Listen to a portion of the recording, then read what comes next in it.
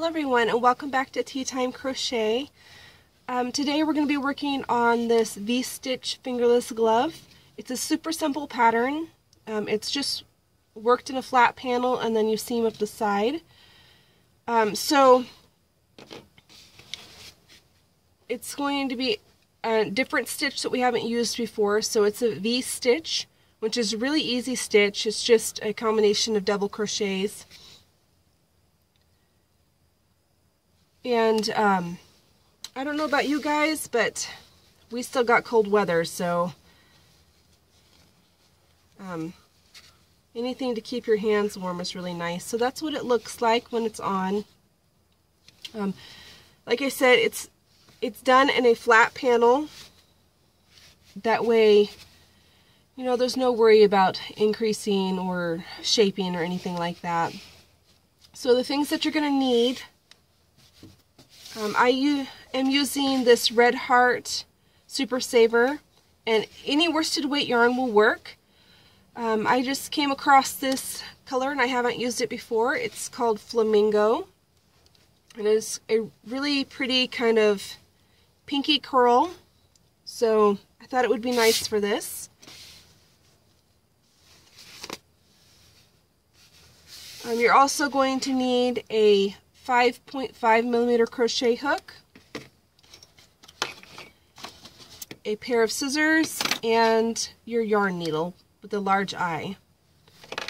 So for this stitch pattern, we need a combination of multiples of 2.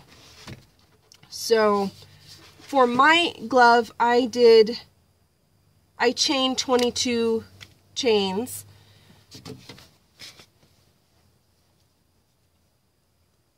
So I'm going to start off with a slip knot, and then I'm just going to chain 22. If you need a different size, just as long as it's a multiple of 2, you'll be fine.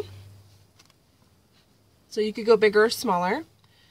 So 1, 2, 3, 4, 5, 6, 7, 8, 9, 10, 11, 12, 13, 14, 15, 16, 17, 18, 19, 20, 21, 22.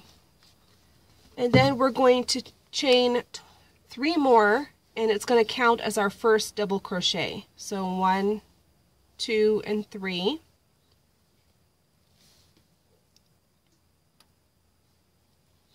And then in that, it's the 4th stitch from the hook, so this is 1, 2, 3, and in 4 we're going to put a double crochet.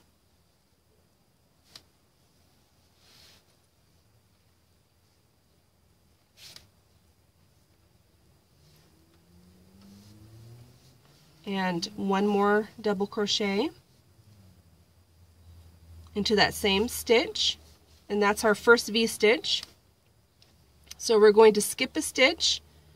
So the next stitch we're going to skip, and in the stitch after that, we're going to put another V-stitch, which is 2 double crochets.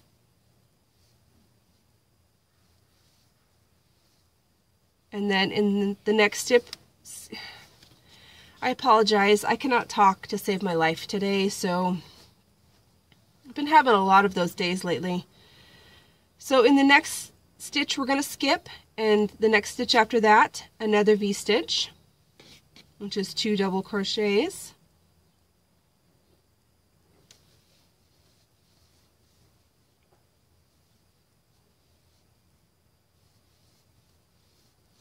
And then skip the next, and into the next, another V-stitch.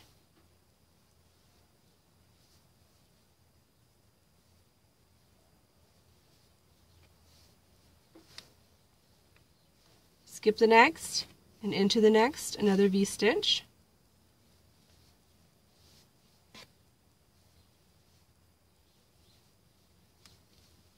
Skip, and into the next, a V-stitch.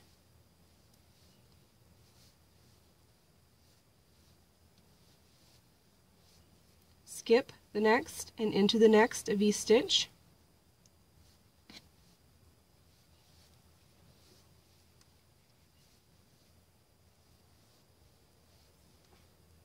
skip the next and into the next V-stitch. And we're going to repeat that all the way to the end.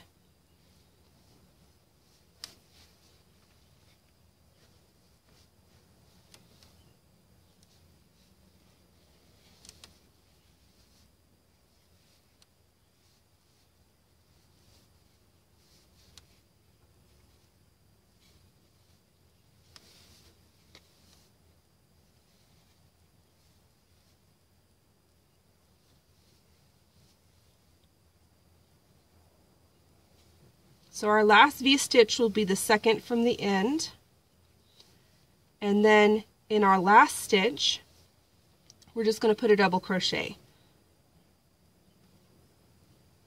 That way our edges are nice and neat and it'll be easy to seam up.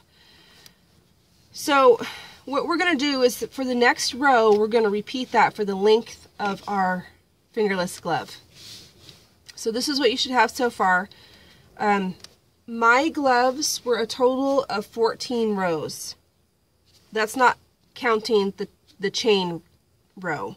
So we have a total of 14 V-stitch rows. So for the next row, we're going to start off with a chain 3. 1, 2, and 3. And it's going to get really simple from here on out. So in the center, so here's our V-stitch. So we're going to work another V-stitch in between those two V-stitch, not into the top of those stitches, but in between. So we're going to go in between those two stitches and work a V-stitch. And that's what's going to give you your definition.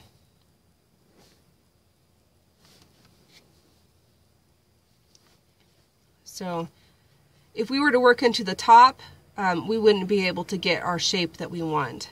So you're just going to do that all the way across. In the middle of your V-stitches, you're going to put a V-stitch. So you don't even have to really count anymore. You can just find your V-stitches and know that in between those stitches you need to put another V-stitch.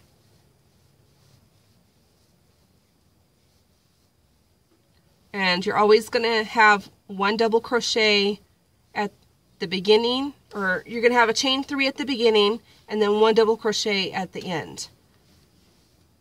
So as long as you keep that in mind, you'll be able to just kind of glide through it.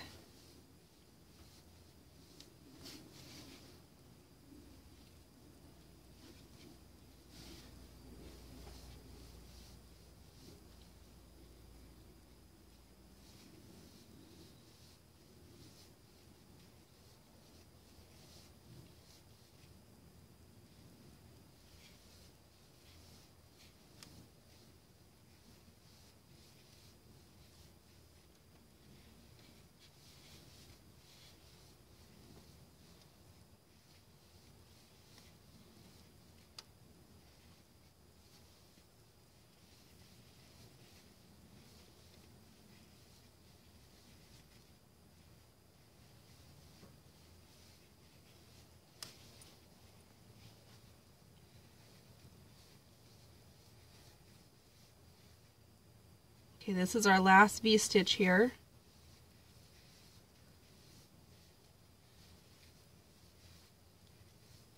And then here's our chain 3 from the beginning of the previous row. So we're going to put one double crochet into that third chain, which is the very top chain. And that will make our sides nice and straight. So you're going to repeat that for however long that you want your gloves to be. I did a total of 14 rows. Yeah, 14 rows. So that's 14 V-stitch rows. That's not counting our chain stitch row or anything. So go ahead and complete however many rows that you need, and then we'll move on to seaming the sides up, and I'll show you how to make the thumb portion and everything. So I will meet up with you when I have completed my 14 rows. Okay, so I finished my 14 rows. This should be what you half, just a square. So now what we're going to do is we're going to fasten off, but before we fasten off, we're going to leave a fairly long strand of yarn. I normally, how I judge mine is I'll do 3 to 4 times the length of the section that I'm going to be sewing. It's just a little guideline. So we're just going to fasten this off.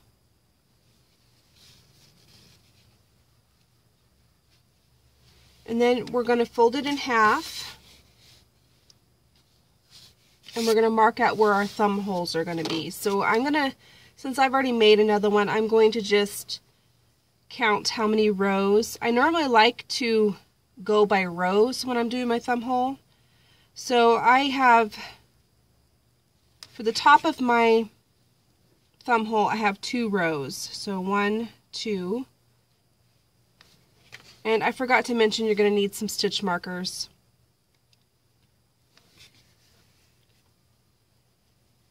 And I normally just judge it by the base of each row.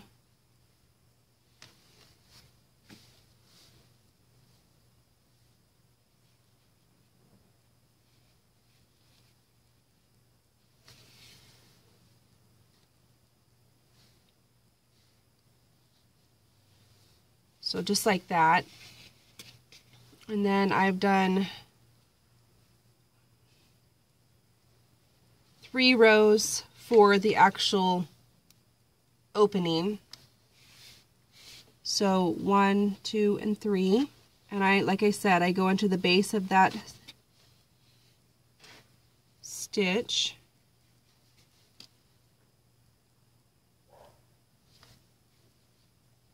So just like that. And you just want to mark those off. That just lets us know not to sew there. So you're going to want your yarn needle now. You're just going to thread it with that string that you have left over.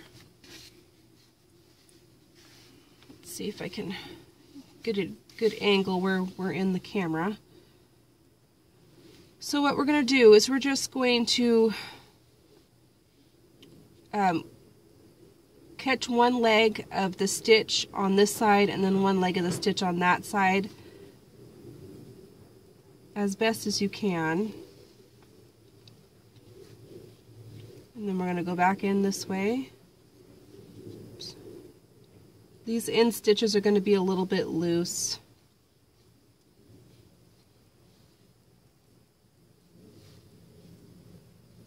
So just like that.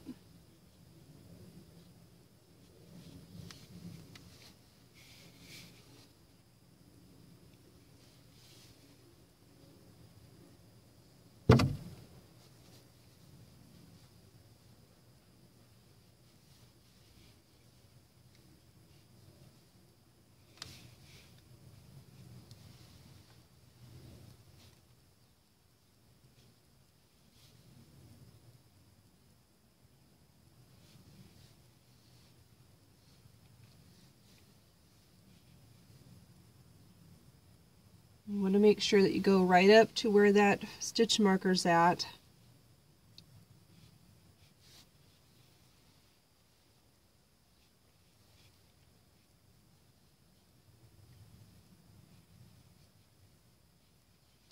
So I actually will normally go into that stitch that the stitch marker's in.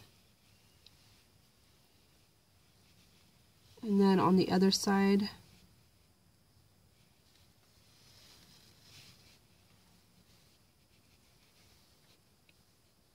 you can take that stitch marker out now.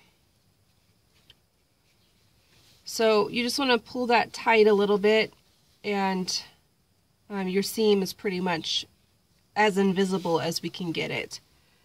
So from here you can either cut this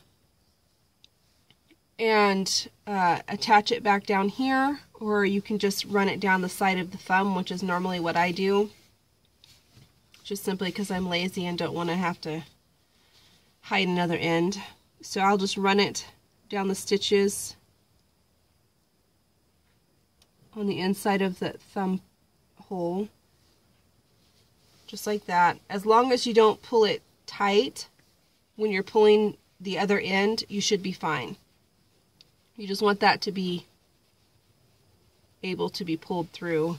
And you can't see it, so now we're going to do the same exact thing.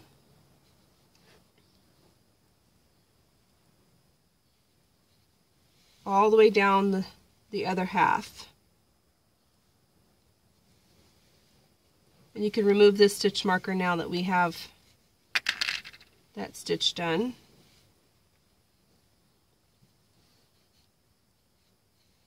You just go back and forth.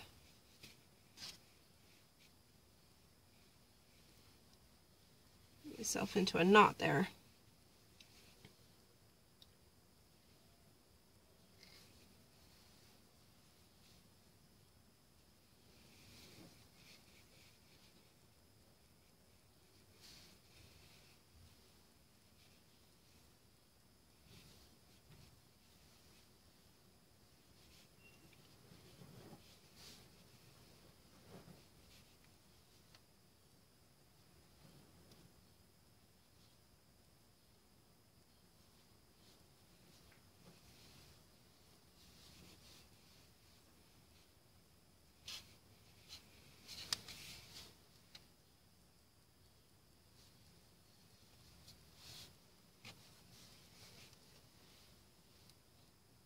Find it easier to turn it around,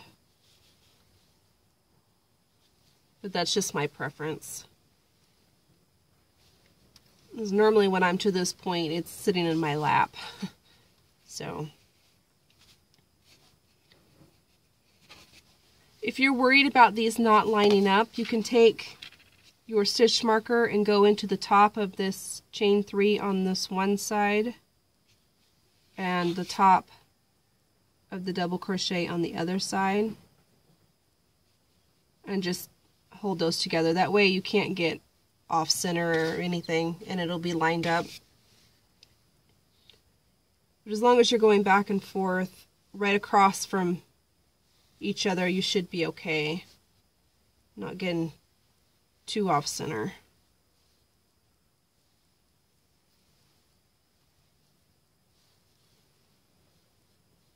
So I'm going to go ahead and go finish this, and then we'll come back and I'll show you how to do the single crochet edging. Okay, so I finished all of my seam. This is what you should have. And it's, you know, fairly invisible.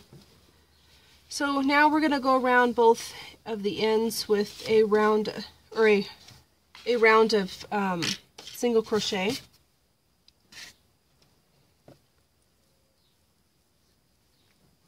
So you want to have a slip knot. I am going to start mine right in the join. And since we're going to be going over this, I'm just going to tie these into a little knot. That's the way they stay together. Because that's one of them is our end string from when we seamed it, and the other one is our starting string. So I'm just going to tie them together. And then I think I'll start down here. I'm going to attach my yarn.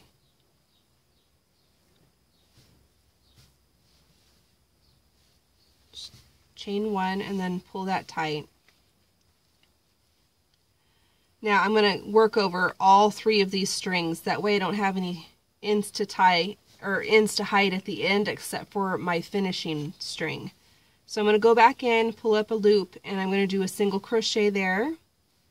And I'm just going to put 1 single crochet in every stitch around, working over my tails as I go.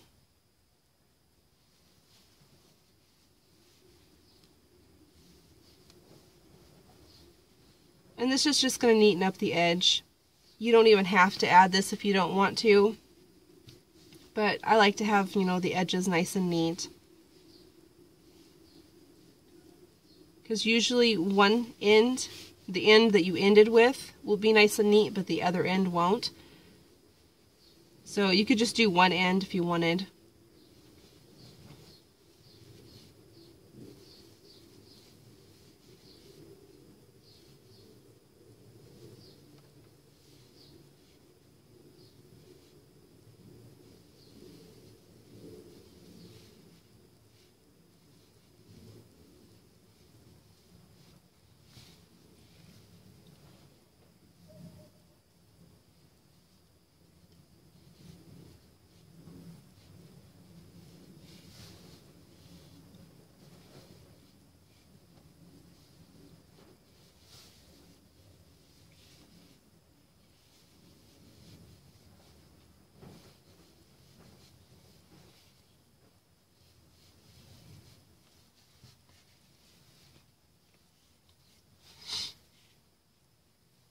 And you want to make sure that you don't crochet this very tight, otherwise you won't be able to pull it on.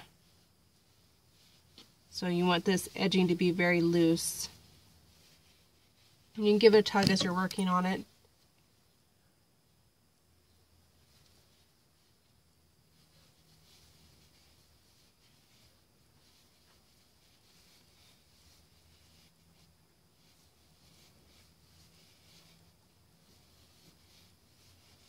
So I'm just going to slip stitch to join to that beginning double crochet or single crochet.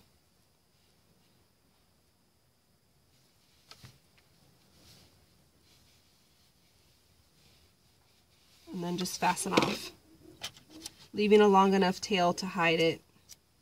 And